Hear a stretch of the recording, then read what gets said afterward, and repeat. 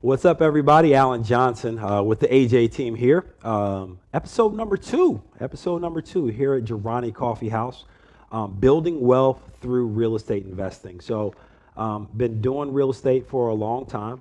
We talked about it on the first series, 17 plus years. Been investing in real estate for 17 plus years, and there are a lot of things that we've learned and a lot of questions that we oftentimes get. And one of the questions that I always get, literally once a week, from our clients, is it best for me to sell the current home that I'm in or turn that current home into an investment rental property? So is it best for me to sell the home I'm currently in and maybe invest it into something else, invest it into stock, pay off some high interest debt, whatever it is, reinvest it into real estate, or should I keep it and turn it into a long-term investment property? So there are a lot of things that you need to think about when it comes to that. And you guys see the slide, so we'll get right into it. A lot of things you need to think about when it comes to that. But the first question that I always ask all of our clients, are you ready to be a landlord? Are you ready to be a landlord? So a couple things that you really need to think about. First of all, landlord issues. There are always going to be some issues that come with being a landlord. Ask anyone who's been a landlord. The funny thing is people only tell you the horror stories or they tell you the great stories. Oh, I had a great tenant or I had a horrible tenant. There's no middle. And 99% of what happens is generally let's say 95% of what happens is generally in that middle. Are you ready to handle those issues like rent checks? Maybe rent checks coming late. You know, are you able to have those types of conversations with people? Are you ready to step into that life? Second, leases. You know, understanding leases, understanding the contracts, understanding how to administer the leases, how to be able to explain the leases, things like that. Different situations. There are going to be different situations. There's no cookie cutter issue with landlord. Everyone is a little bit different. Some could be polar opposite different. Some could be the same issue with a different personality.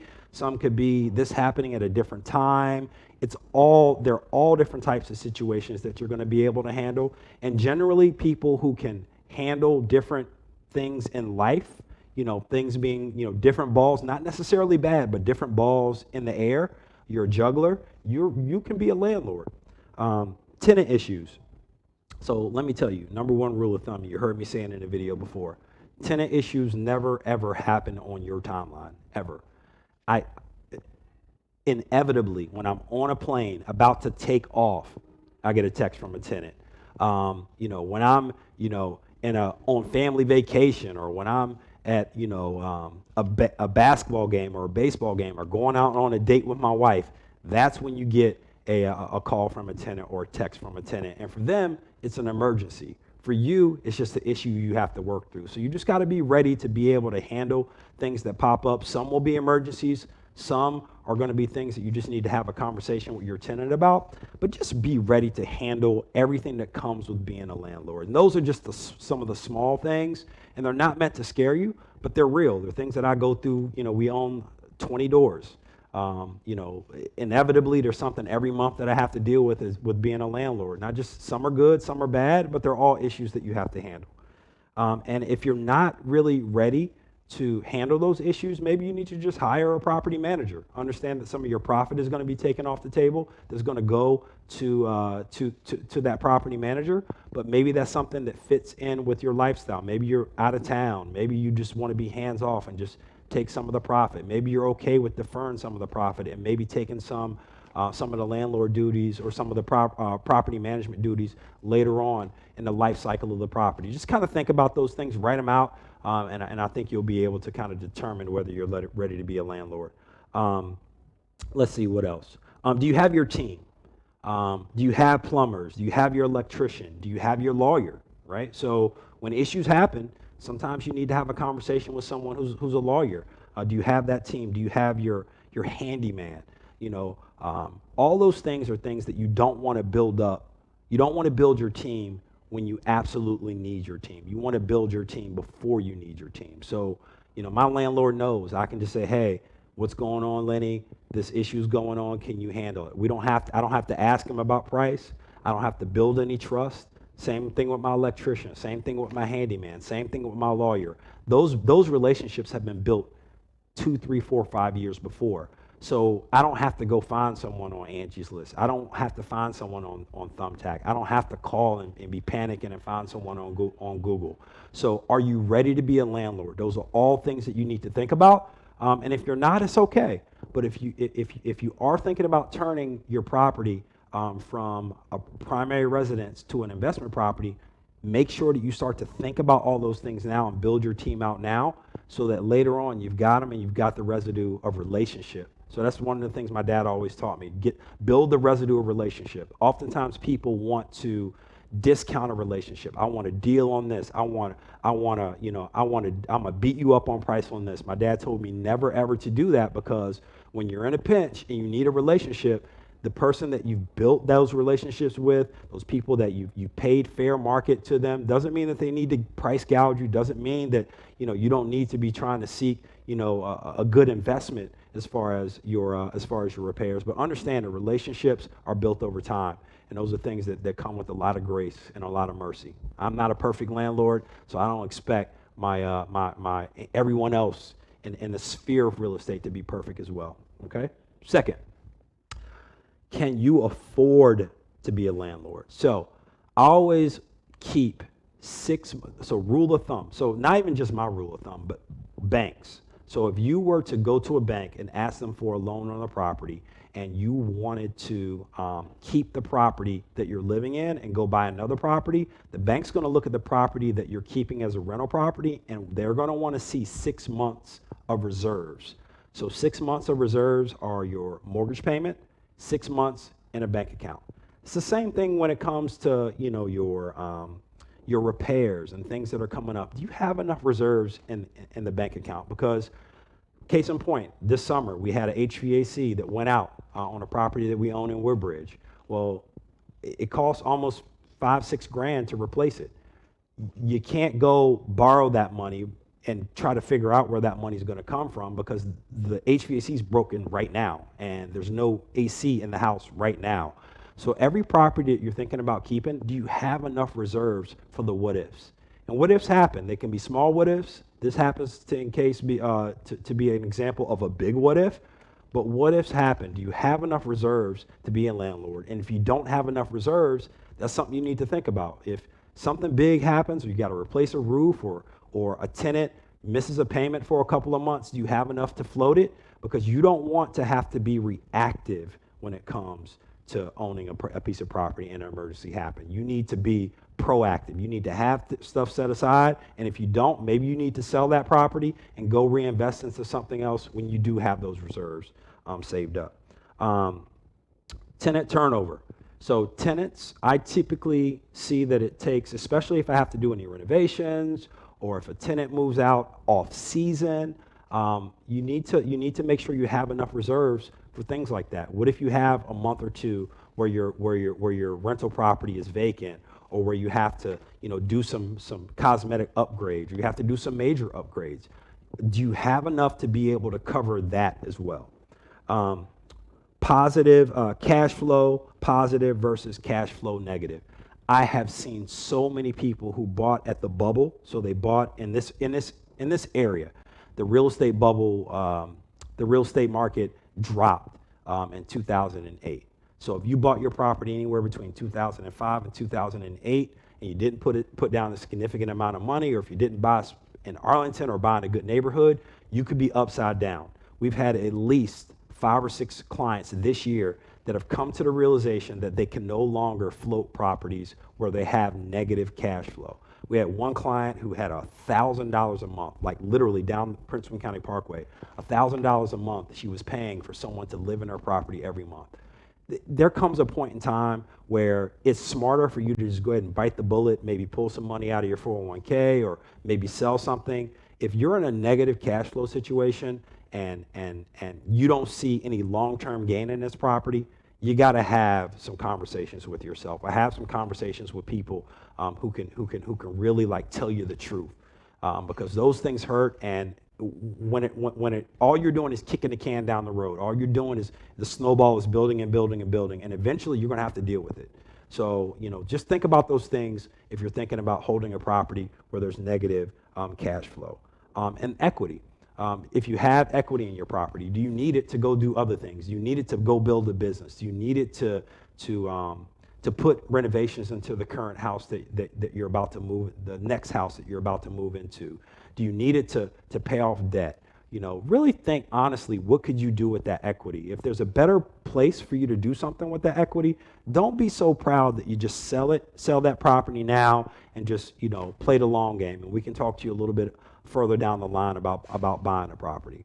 So can you afford to be a landlord? Really think about it. All right. Is this a smart rental property? So, excuse me. So, when I'm thinking about this question, so I owned a property in Woodbridge and I lived in it for a while. And I wanted to go in and do a whole bunch of renovations. I sat down, I talked to my father, who owns a bunch of real estate, and we just kind of talked about it. And he said, Alan, look, do the nuts and bolts. I know you want to do a lot of renovations. I know you have the capability of doing a lot of renovations. I know you want to get the white cabinets. I know you want to get the really nice hardwood floors. I know you want to redo, your bathrooms and all that good stuff. But you're only going to be in this property for another year or two. What is the point of doing that if you're going to turn this property into a rental property? And it was an aha moment for me.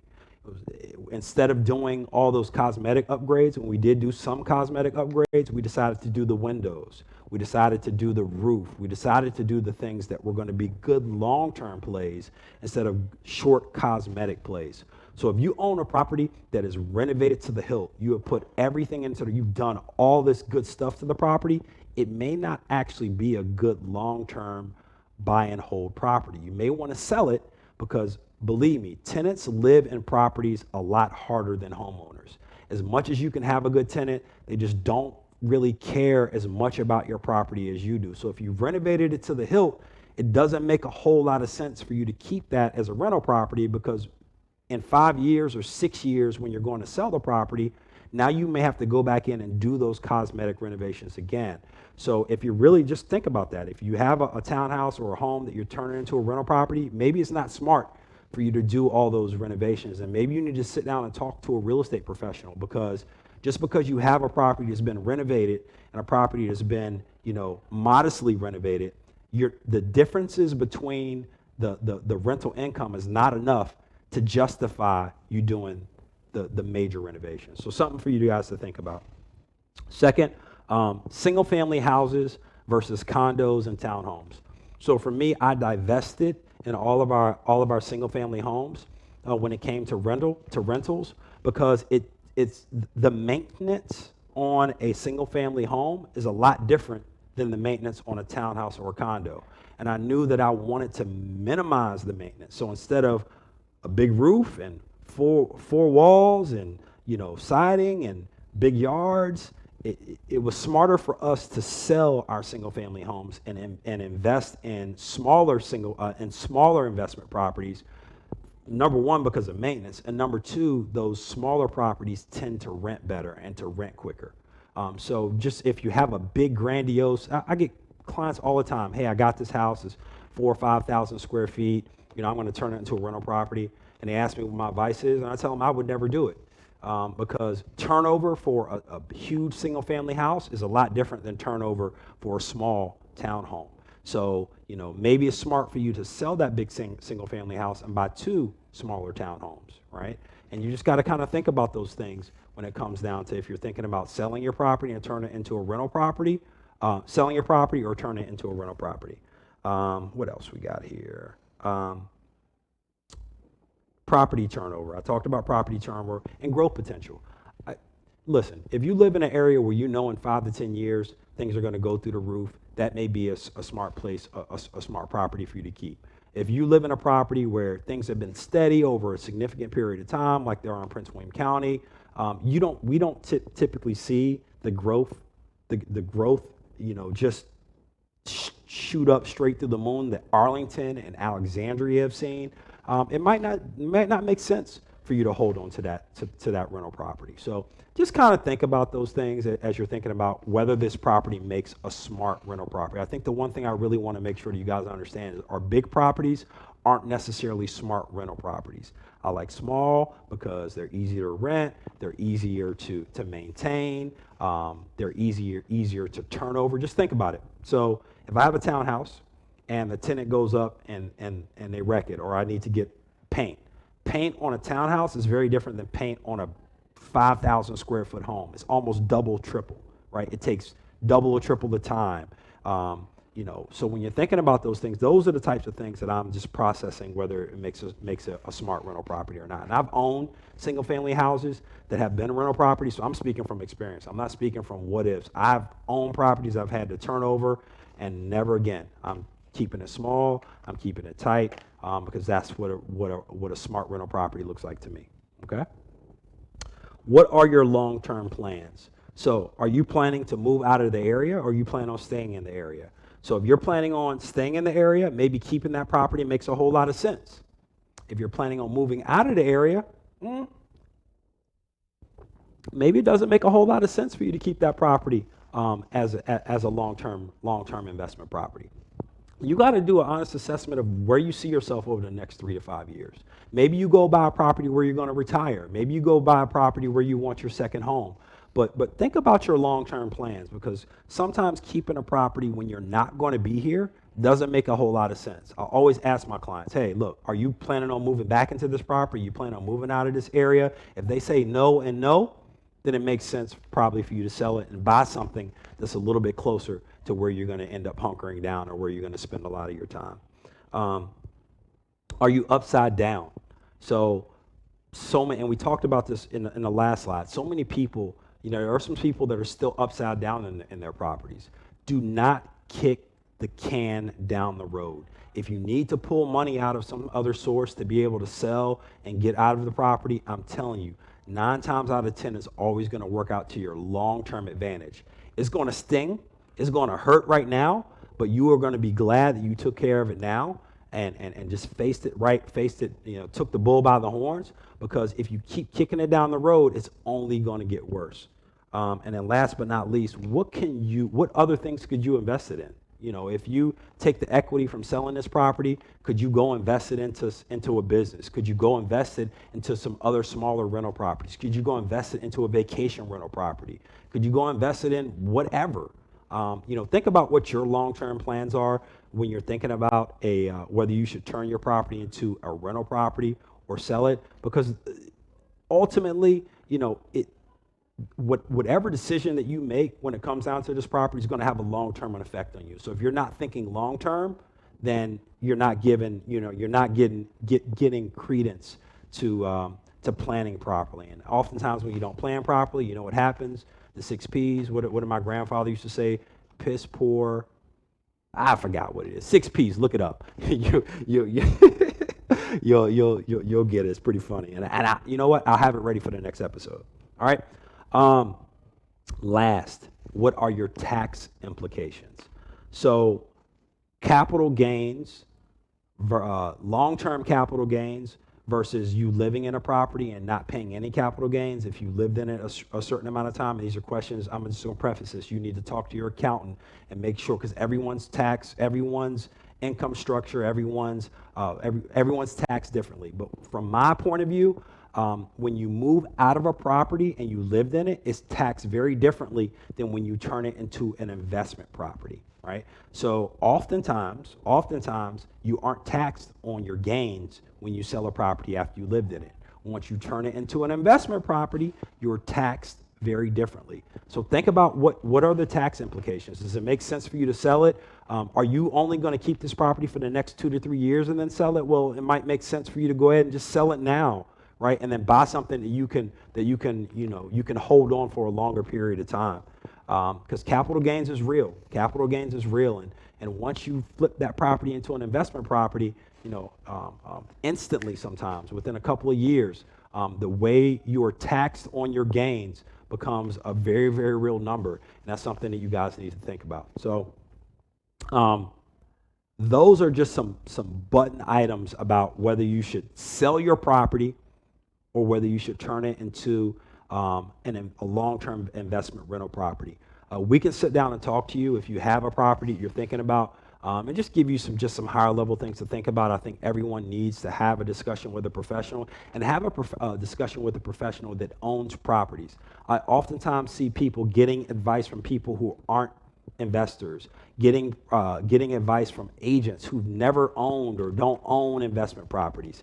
If I need a tax advice, I'm going to an accountant that does business at the level of business or more that my business is at. If I'm going to get advice about buying a property in a different state, I'm going to find an agent that owns rental properties in that area, and I'm going to take that advice as the gospel, because they understand it, they know it.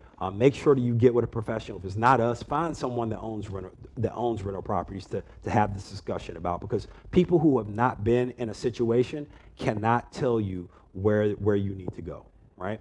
So book of the day. So I'm going to tell you guys about my brother Ken's book. So we are here at Girani, obviously, and on the other side of my dream is a wonderful book by the owner of Girani Coffee House. I'm a firm believer in supporting our community, and he just does wonderful things in our community. So it's a really quick read, something that you can get in your hands and probably read, actually while you're here at Girani, or grabbing a coffee, or on the train, or on vacation.